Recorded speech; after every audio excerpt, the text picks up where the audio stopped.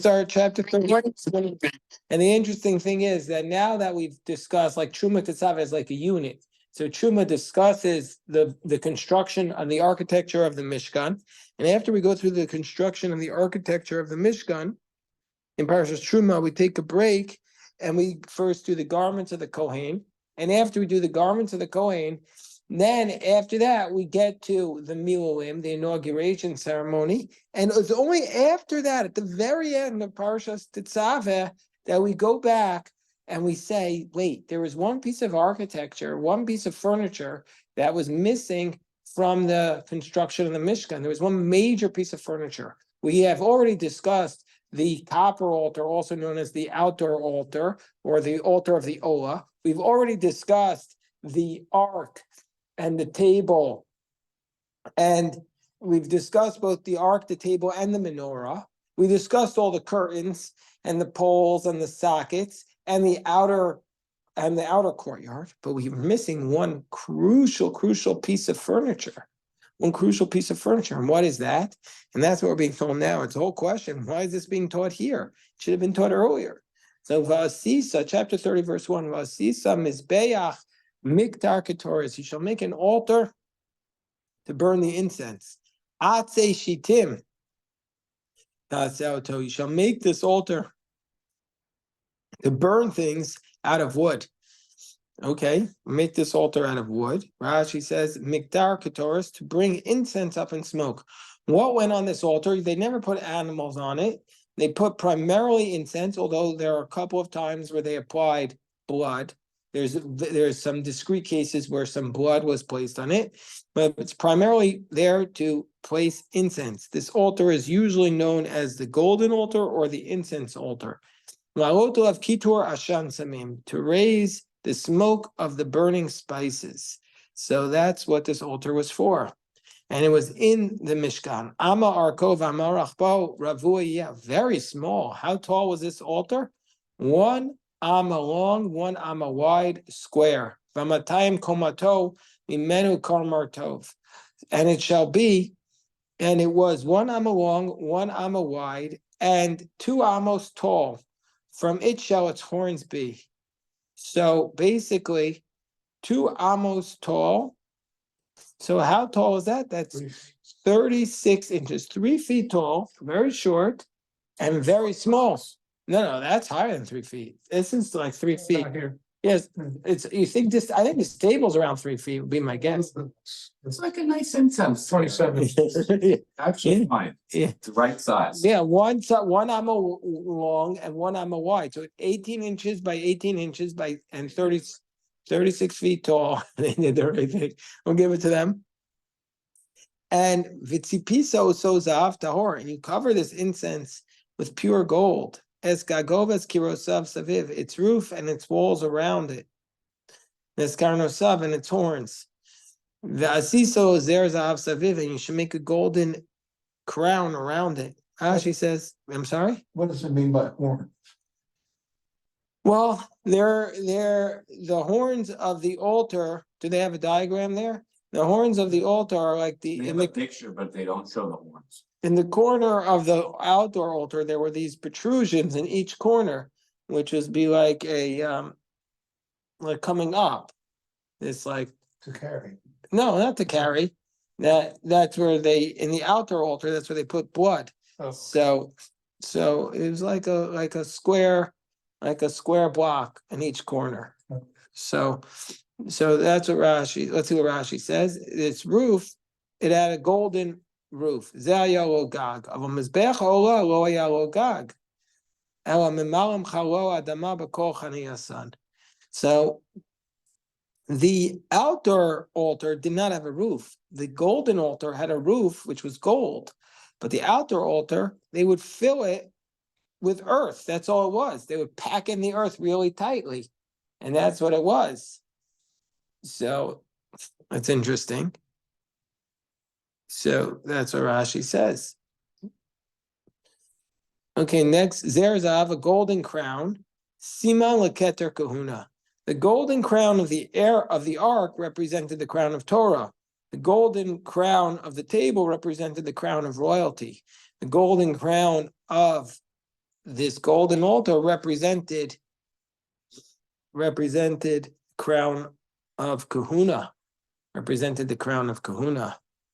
Hello, Thera. Hello, Shepsel. Shkoyach to you. So we're in chapter 30, verse 4. How the challahs come out this Shabbos? Great. That smells good. Yeah, if there's ever a Shabbos need the challahs, it's this Shabbos because we talked about yesterday the 30 loaves of bread that were prepared every day in the Mishkan for the 7 days coming up. A little to your left, Shepsel. 7 days coming up to the completion of the inauguration of the temple. Okay, Ushtei Tabot. So we're now describing the Mizbeach HaKetoras, the golden altar. Would you like some soup, some salad, some grape leaves? They're in the kitchen. Help yourselves. Ushtei Tabot Zahav, 2 golden rings. Taselo mitachas l'zeiro. You shall have 2 golden rings. This is for carrying. Underneath the crown, al shtei tzalosav, on each of its 2 corners. And they will be for the poles or the staves which to carry it. So therefore, you're going to have, basically, you're going to make 2 rings. You'll make 2 gold rings beneath its crown on its 2 corners. You shall make on its 2 sides. So basically, you're going to have 2 rings on each side, and you put the poles through the rings, and that's how you carry it. Rashi says the word salosaf here means corners. Okay. Verse 5. You shall make these poles out of the acacia wood. Make these poles out of acacia wood and you cover them with gold. Okay. And you shall place this golden altar in front of the curtain that contains the Ark of the Testimony. In front of the kaporet is the golden cover that was on top of the Ark, that was on top of the Testimony, that I will appear to you there. So where is this golden altar appearing? It's appearing in front of the parochet. So we have to understand this. Rashi tells us, Shema tomar mashuch mikeneged Aaron l'tzafon u'darom. Maybe you'll say it's drawn away. It's not exactly opposite the ark to the north or the south. Says the verse, Lifnei kaporet mekuvan keneged Aaron mibachutz. So it's directly opposite. So here's what we have to understand. You walk into the big room of the sanctuary. And what do you see? What will you see there? You're going to see 4 things. You see a menorah. You see a menorah. What else do you see? This altar. You see the golden altar. What else do you see? Show with the bread. The shoch on the table. And what else do you see? The ark. You won't see the ark because you'll see the curtain in front of the ark. And behind that curtain will be the ark. So the golden altar will be directly opposite where the ark is. So basically, it's in the center of the Mishkan. And it'll be directly opposite where the ark is. So this represents basically the closest we could get to the ark. So closer gonna to the move- entrance or closer to the ark? It's going to be closer to the entrance. Right? So yeah, so I'm So it's like a hearing a lot document. of Rabbi Yosef. Maybe I'm going to mute you because I'm hearing a lot of like noise. Yeah, behind- I'm muting. I just wanted to ask that question. Oh yeah. Well, Rashi's going to tell us it's corresponding to the ark from the outside. Yeah, of course. If you need to ask a question, unmute. I just thought you didn't realize it. And so it doesn't tell us exactly the dimensions here where it appears, where exactly, but the Talmud tells us where that is. So basically, we have these 3 things, and the golden altar is the last thing mentioned. Okay, now we see the Hiktiro of Aaron, Ketoris Samim Baboker, and every morning Aaron will take the incense and place it on the ark, on the altar, every morning. Beitivoas hanerot yaktirena. When he cleans the candles, then he shall bring it up in smoke. Let's see what Rashi says. Lashon beitivo means lashon hanikoi habazikin. When he cleans out the cups of the menorah, midashan apsilos, from the ashes of the wicks which burnt at night. Maya mativan bakol boker boker. He would clean them every single morning. So you clean them out, and afterwards, hanerot, v'chein kol nerot hamenorot hamerot b'torah. This is what it means. The lamps. The nerot means the lamps. An exception where it says lashon hadlaka. Okay, so what does this mean? It means he would clean out. We're in chapter 30, verse 7, Akiva. So after he would clean out the nerot, the candles, the lamps, he would take them to the Mishkan. He would go and he would bring the incense and he would burn the incense. So this was basically, essentially, the first task that was done every morning. Each Kohen, it doesn't say this here, but it says in the Talmud, was, you know how many times was allowed to perform this task in their life? Once. Because the Ketoret was a symbol of wealth. See this in a lot of Sephardic minyanim, that they have special Ketoret written on parchment. And after the minyan, they read the passage of the Ketorah from a parchment. Wait, what? Oh, like the parsha in Torah about About I Ketorahs. think you meant like they made like a No. You're not allowed. It's a specific prohibition. You're not allowed to make the exact Ketoret. You want to make like one that's a little off? You can make it if it's a little off, but even that I wouldn't recommend it, because if you do make it exactly like it, then it's a prohibition, and so we don't know exactly what it was like, the exact proportions. So if you make it exactly like it, then it's going to be a big problem. It's interesting to notice that, like you said, it was and I remember learning about this last year, that it's the wealthiest Kohanim that get to be able to do this because it's based on, what you have, and then you get elevated to do it. But it's an interesting precedent that wealth means that you get to have the honors. And it's not a system of, it's the most learned Kohen so it's an interesting thing just down the line. I'm not saying that that's not real life either. You have to give kavod to people in shuls that give money and things like that, and that keep places going and that are, important, but it's just very interesting about it. Yeah, I know. So, but this task was only done once a week.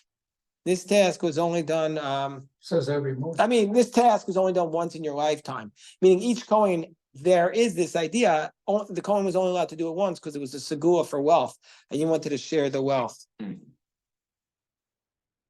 like 365 wealthy people. Yeah, well, more than that, because it was, because you needed to for it was only once in your lifetime. Now, there was no mandatory retirement age for a Kohen. We saw what this. did they do like when Aaron was alive? Aaron did it only, well, then they didn't have that many Kohanim, so it was afterwards, after he died. But I'm saying when in the time of the Beis HaMikdash, then they only allowed you to do it once. By the way, we have some yahrzeits coming up next week. I know that Janet has a yahrzeit on Shabbos.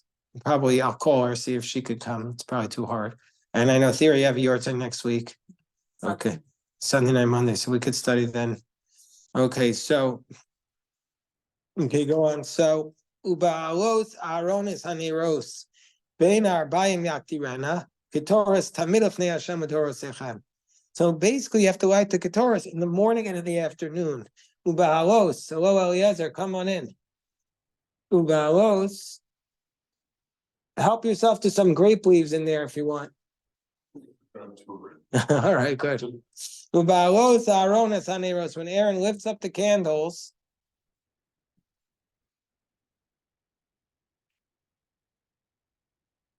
When Aaron lifts up the candles, Yaktirena, he shall burn them, the incense, always in morning and afternoon for all generations. Hold on. Hold on 1 second.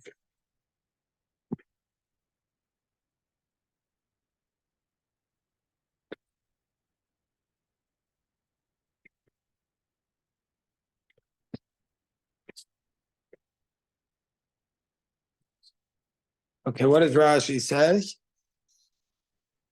Rashi says, Balos, Kishiyadlikem Lalos Lahavtan, when he will light them to make their flames rise, Yaktirena, he burns them Bakoyom every day. Pras Maktir Shachars, he burns half a weight in the morning, Upras Maktir Ben Arbaim, and he burns half in the afternoon. So that's what he does. He has to burn it every single day. Doesn't say what the incense is. Doesn't say what it is. Like you shouldn't use strange incense. It doesn't Right, it say doesn't say it here. It's going to say it in next week's portion. The frankincense. There's a lot of different ingredients. Yeah, but it doesn't say it in this week's portion, next week's portion of the listing. Lo to talu alav ketoras zara. You're not allowed to bring a foreign incense. V'olau mincha. And you're not allowed to bring on this altar an ola or a mincha. V'neisech lo tisko alav. Nor can you pour a libation on it. You couldn't bring anything else on this altar. This altar had to be very specific. It was meant for incense and also blood a few times a year. Yom Kippur and then specific offerings. Ketorah Zara, you cannot bring a foreign incense. Rashi says, Shum Ketorah Shal Nadava. Let's say you want to bring, also you can, not only can you not bring anything that's not the specific incense, you also can say, oh, I want to make a voluntary incense offering in the middle of the day. You can't do that. Now, actually, the Ashkenazim today, we don't really say at least in our Nusach, we don't say this Pitum HaKetoras, the incense. But if you would, You say it on Shabbos. on Shabbos, but many say it every day. I'm saying we don't say it every day. Yeah. Ketoret Zara, foreign What incense. about in the morning for karbonas? I don't say karbonas, Yeah. but like Yeah, so a lot of us skip that too, right? We say the daily offering. A lot of people, the sacrifices, the daily sacrifices, a lot of us don't really say that, but we should say it if there. you do you say it? Some people, most people, they're so behind, so they just say the daily Tamid offering. Usually the what is it? The karbonos are background music for most people while they're putting on their tefillin. But I want to say another thing I heard today. This is a quote I heard today. I'm going to share this with you. That if you work for God, the pay isn't great, but you can't beat the retirement package. You like that one? No. It's no guarantee. Thank you. That's why I'm going for me. Okay, so please. Betting on a long shot. Thank you, Seth. Thank you. Oh, just kidding. The full joke. Yeah. But at least that's what we have going for us. That's what I was thinking. Like the rabbis, they come up with good stuff because whatever. You know the Yogi Berra story? No, tell it to me, Yeah, Steve. Yogi Berra. Of course, we know Yogi Berra. He's brilliant, and he has some of the best quotes When he ever. was retired, a reporter came, he lived in New Jersey. Yeah. And said, Yogi grew up in St. Louis. You played for the Yankees in New York, and now you live in New Jersey. When you die, where do you want to be buried? He said, surprise me. I love Yogi Berra. I love Yogi Berra. He was, by the way, he has some of the most brilliant quotes. You know, he said, "I never said half the things that I said." He also said that restaurant's too crowded, no one goes there anymore. He also said it gets late early out there. Okay, anyway. Really went deep trivia for Yogi Berra. I'm impressed. No, Until it's over. Was that his? yeah, it's also him. Yeah, but because he actually had a lot of things that you think about them, they're really true. Yeah. So okay. So the Ketoret Zara, you can't bring a voluntary offering, and everything is foreign except for this one, which was offered every morning and every night. Vola mincha. You can't bring an ola or mincha. Lo ola or mincha, nor an ola offering, nor a meal offering. Ola shel be'ema of mincha yishalechem. You can't bring an ola of an animal or a fowl, or a mincha offering of bread. Okay. Next pasuk yud. V'chiper Aaron al karnosav achas bashana midam. This is what I said. So in addition to the incense, which is brought every morning and afternoon, Aaron was also supposed to bring on its horns once a year, midam chatas akipurim, from the blood of the chatas of atonement, which was brought on Yom Kippur, achas b'shana, yechaper olav l'dorosechem. This will be an atonement. Kodesh kodeshim hu Hashem. It will be holy of holies for God. So what does Rashi say? V'chiper Aaron matan damim. This is the application of blood that they put on the horns of the altar. That actually it would take biyom kippurim hu on Yom Kippur, as it states ba'achremos, v'yatzal mizbech asher lefnei Hashem v'chiper olav. It should go out to the mizbech and will serve as an atonement. Now, technically speaking, Rashi is going to tell us what is this sin offering of the atonement. Rashi tells us, "Hein pa'ir v'sa'ir shel Yom Kippurim." This is the bull and the goat of Yom Kippur. Hamechaprim al tumas mikdash v'kadashav. They atone for which mistake are they atoning for? On Yom Kippur, you might think, what do we have to do? There's the only time a year, but even though there were other specific discrete circumstances, but this was the main time that it's mentioned for the sin of entering into the temple with a state of ritual impurity. And you would take from the blood of the bull and the blood of the goat, and then they would be mixed. And that would atone for that sin. They atone for a Kohen, this is what the footnote says, who is aware that he's in a state of impurity and enters the grounds of the temple or eats a portion of a korban unwittingly. And for a Kohen who is unaware that he's in a state of impurity and knowingly enters the grounds of the Beis Hamikdash or eats a portion of a korban. So basically, so this a person who sinned and unwittingly either partook of an altar, or accidentally, or ate from the korban unwittingly when he was tamei. So this is the sin of not being completely pure when you go into the temple. And that blood was placed on this golden altar. Well, actually, I see from their diagram here that I made a mistake. This was a mistake. Oh boy. I assumed that they were from the verse and just from logic that there were 2 rings on each side of the altar. But here I see from their diagram that there's only 1 ring on each side and they stuck the pole through it. That was not what I thought. It's the same concept of carrying the ark. It just, you said there were 2 rings and there was Yeah. 1. Yeah, it's the same concept, but the ark had 2 rings on each side, and this altar is only 1 ring on each side. When the Mishkan had Yeah. to move, could they are they allowed to extinguish the altar? Like, was that an acceptable That thing fire, the Yeah. fire. that they made for an offering? Let's say they Right. were gonna move. Did they have to wait till it burned out? Did they- Well, that fire, it's interesting. That fire was supposed to be burning at all times. So did that fire go out when they moved? I don't know. Because it could have. I should know this. It's just a defect of me that I don't remember. But it could have been. That fire was supposed to be burning at all times. Right. But what about when they moved? How did they keep that fire alive, like the Olympic torch? Right. Okay, so now, so Rabbi Yosef says every other vessel had 4 rings, meaning the table. Now the menorah didn't have any rings. The menorah didn't have any rings. The basin didn't have any The menorah rings. had a mut, which the Safara translated as a carrying compartment. My Okay, but it students didn't asked have me about that rings. earlier this week. I don't know what the answer is. But it didn't have any rings. The table had rings and the ark had No, rings. it says but the right. It basin, didn't have rings, but it says it had Isau Alamot. That's in Be'alotcha. but the In basin, Aso.